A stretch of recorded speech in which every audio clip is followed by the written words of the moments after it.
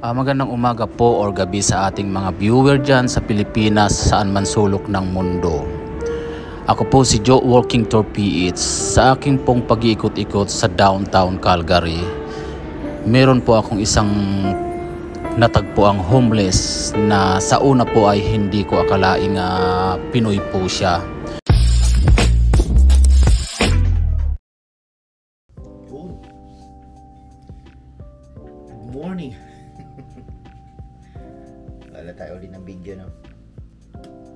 Hindi, update lang tayo sa mga nangyayari dito sa brand, no? Maganda yung mga yung ano ba to? About sa PR ng mga kasama ko rin. Tuloy-tuloy naman. May mga may mga magagandang balita naman, no? Pero syempre hindi ko man isasama sa ating video. Pero tuloy-tuloy naman yung update ni IRCC sa mga application namin. May mga good news, kaya yun lang rito ang sa Canada mahirap na part lang naman talaga yung pagpasok sa mga nag-a-apply. Kaya mawala ng pag-asa, yan lang yung mahirap na part, yung makapasok kayo dito sa Canada. Pero pagka nandito na kayo, tuloy-tuloy na yun. Parang puro waiting game na lang kapag nandito na kayo. Siyempre makapasok ng mga dokumento, ganyan. Pero madali na lang, hindi tulad yung pag nasa Pilipinas pa, puro sapalaran talaga. Mahirap lang talagang pumasok dito, kaya tiyagain nyo lang, no? Pagka pag nakapunta na kayo dito, puro saya na lang yan, no?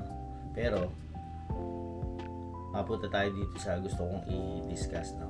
Siyempre hindi lahat ng napupunta dito sa Canada mapalad.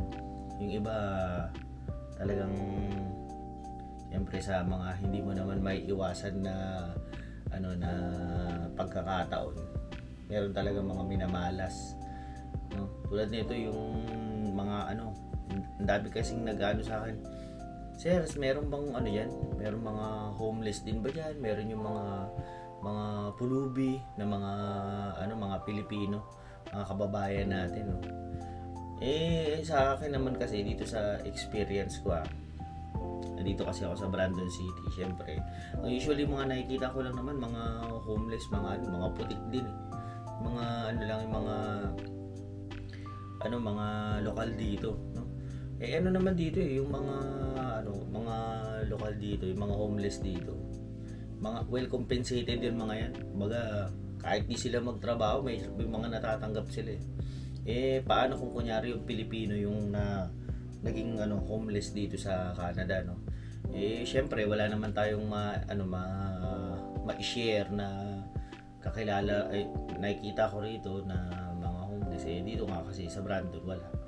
Pero meron itong napanood ko dito si Joe Walks in Tours PH sa YouTube din. Pinipicture niya yung mga homeless nga sa lugar niya at sa Calgary. Pinapanood ko yung mga videos niya. Ano ba to? Meron naman talaga mga homeless. Lahat naman meron mga homeless kahit saan lugar. Sa UK, dito sa Canada, sa USA. Nabasa ko yun sa mga comments sa mga videos niya. Ang ginagawa nito ni Joe Walks in Tours, pag nakikita niya yung mga homeless, in-interview niya. Tapos parang gusto niya lang matulungan din kasi baka may mga kamag-anak sa Pilipinas, ganyan. Ang matatagal na nga yung mga na-interview niya. 15 years na. Isipin mo yan. Tapos yung isa buntis pa. Homeless na Pilipina. Syempre iba-iba rin yung mga dahilan kung bakit naging homeless yung mga kababayan natin na yan. Kasi pagka sinasabi ko nga sa inyo, di ba? Pagpunta niyo rito, sugal din talaga. Hindi naman yung basta-basta pagka nakapunta ka na rito lahat magaganda na yung mangyayari, di ba? Pero syempre, nasa mo pa rin yan, nasa nasa sarili mo pa rin yan kung ano yung ano yung gusto mong maging future mo. Ano yan, ano mo naman yan. Kumbaga, kung ayaw mo mapunta sa ganung sitwasyon, nasa sarili mo pa rin yung yung desisyon, di ba? Hindi naman sila yung basta-basta lang na naging homeless dito sa Canada eh. Yung isa na yung babae na ini-interview niya halata naman na mukhang nalulung sa droga, no? Yung iba nawala na ng trabaho, hindi na nakapaghanap ng kapalit na trabaho, ganyan. Kumbaga kung aayusin mo yung pamumuhay mo rito, kung kahit nasang kahit nasaan lugar ka man, magiging successful kayo. Kasi siyempre isipin mo lang lagi yung mga maasa sa iyo, yung pamilya mo, ganyan, para hindi ka mawalan ng lakas ng loob, no? Problema kasi yung sa mga ibang tao, hindi i-generalize ko na lang, hindi naman sa mga Pilipino lang, no? Pagka yung kunyari nakakaramdaman ng rito, kasi di ba usually yung nagiging problema dito yung nagiging homesick, ganyan. Homesick, tapos walang trabaho, na sila, magre-rely na lang sila sa mga substance, yung mga illegal na droga. Meron din dito may mga nakakausap ako rito, yung mga shabu, yung mga ganyan. Ang legal lang dito yung marijuana, yan. Talagang kahit saan dito maghanap ka, pumunta ka, may mga bilihan ng mga marijuana, ganyan. Pero yung shabu meron din dito, kaya lang bawal yun. Hindi yun yung akala nyo legal lahat ng droga rito, hindi. Kahit naman, pagka inabuso mo, kahit pa legal pa yung marijuana, kung abusuhin mo, talagang magka-addict ka, walang mangyayari sa'yo. Marami rito na yung mga bilihan ng mga ganyan. Pero hindi yun yung point. Ang point dun, nasa tao pa rin talaga. Dun babagsak yung problema, no? Kung kaya mong idisiplina yung sarili mo, maiiwasan mo yung mga ganyang pagkakataon, no? Ganyan talaga ang buhay eh. Yun nga yung inaano ko lang dito na hindi lang naman dito sa Canada yung may mga homeless, no?